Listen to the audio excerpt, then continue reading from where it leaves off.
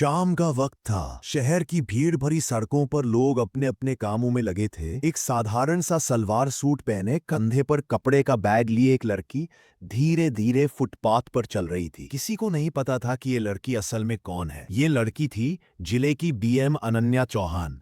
आज वह अकेली, बिना सिक्योरिटी, बिना गाड़ी, बस एक आम इंसान की तरह शहर को अपनी आंखों से देखना चाहती थी। चलते चलते उसकी नजर एक पराठे के ठेले पर पड़ी। एक बूढ़ा आदमी बड़े प्यार से पराठे बना रहा था। उसका नाम रामदीन चाचा था। उसके हाथ कांप रहे थे, मगर चेहरे पर एक अजीब सुकून था। अनन्या उसके पास गई। चाचा, एक आलू का पराठा बना देंगे? रामदीन चाचा मुस्कुराए।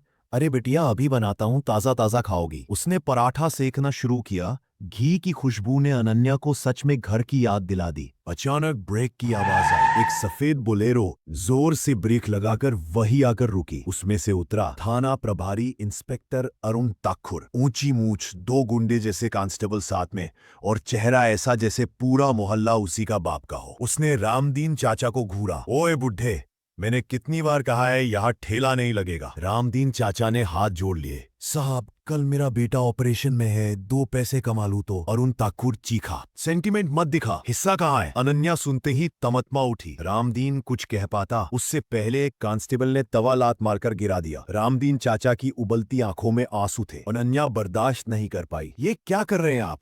किसी की रोजी पर लात मारना काहे का कानून है? अरुण ताकुर उसकी तरफ बढ़ा, सिर से पांव तक देखा। अरे नई गांधी बन गई, तू कौन होती है सवाल पूछने वाली? अनन्या बोली, मैं इस शहर की नागरिक हूँ। लेकिन वाक्य पूरा होने से पहले दप्पा अरुण ताकुर ने उसके गाल पर इतना जोर से थप्पड़ मारा कि लोग हक्के बक्के रह गए। अनन्या के कान बजने लगे। गाल पर उंगलियों का निशान लाल पड़ चुका था। कांस्टेबल हंसने लगे। सीख गई ना कानून? अरुण गर्जा। ले चलो इसे, खबरदारी दिखा रही है। भीड़ किसी मूर्ति की तरह खड़ी थी।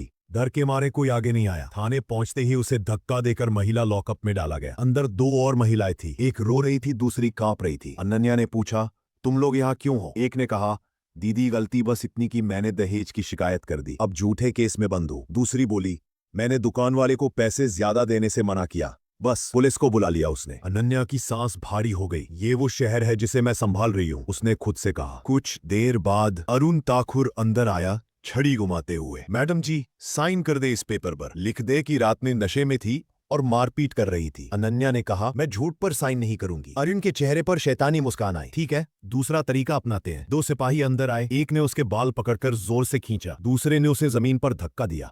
चल उठ, साहब ने बुलाया है। अंधेरा कमरा, बंद दरवाजा। अरुण छड़ी पटकते हुए बोला, साइन करेगी या हड्डियां तोड़ दूं? अनन्या ने गुस्से में उसकी आंखों में देखा। हर वार का हिसाब देंगे तुम, याद रखना। तभी बाहर से चिल्लाने की आवाज आई। इंस्पेक्टर, ये क्या चल रहा है? एसीपी माधव सिंह अंदर घुसाया। अरुण डर गया। सर, ये औरत बदतमीज है, सड़क पर। एसीपी ने उसे काटा। चुप, महिला कांस्टेबल के बिना रात में पूछताछ? दिमाग खराब है क्या? अरुण बुदबुदाया। सर, गलती से। एसीपी ने आदेश दिया, इसे फिर से लॉकअप में डालो, सुबह कोर्ट भेजना। अनन्या जानती थी अभी पहचान बताने का सही समय नहीं। सुबह उसे बाहर लाया गया। अरुण बोला, तू किस्मत वाली है, किसी पत्रकार ने खबर लगा दी, निकल यहां से। थाने के बाहर खड़ी थी यंग रिपोर्टर सिया। सिया ने कैमरा ऑन किया। मैडम, आपको क्यों पकड़ा गया? कांस्टेबल ने धक्का देकर कहा, कैमरा बंद कर वरना अंदर कर देंगे। इसी अफरा तफरी में अनन्या चुपचाप सबको देख रही थी। उसकी नजर एक बूढ़ी मां पर गई जो रो रो कर कह रही थी, साहब, मेरे बेटे को छोड़ दो, वह बेकसूर है। दरोगा चिल्लाया, भाग यहां से बुढ़िया। अनन्या का सब्र टूट गया। अब खेल खत्म। अरुण ताकुर बोला, अरे औरत, गई नहीं अभी तक? दफा हो। अनन्या ने ठंडे स्वर में कहा, इंस्पेक्टर अरुण ताकुर।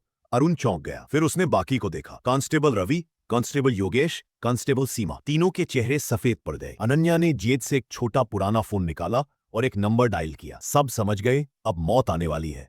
फोन स्पीकर पर था। Commissioner office.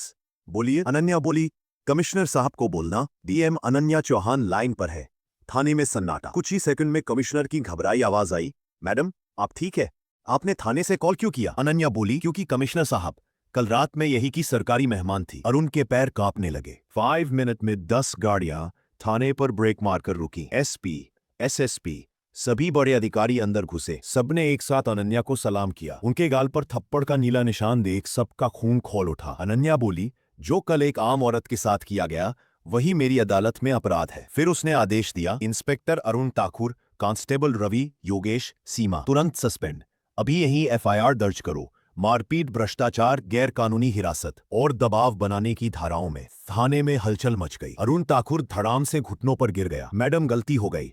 बच्चे, अनन्या चीखी, तुमने मुझे नहीं, इस पूरे सिस्टम को थप्पड़ मारा है। रिपोर्टर सिया सब रिकॉर्ड कर रही थी। ये खबर अब पूरे शहर को हिला देने वाली थी। रामदीन चाचा को नए ठेले के लिए 20,000 की सरकारी मदद मिली।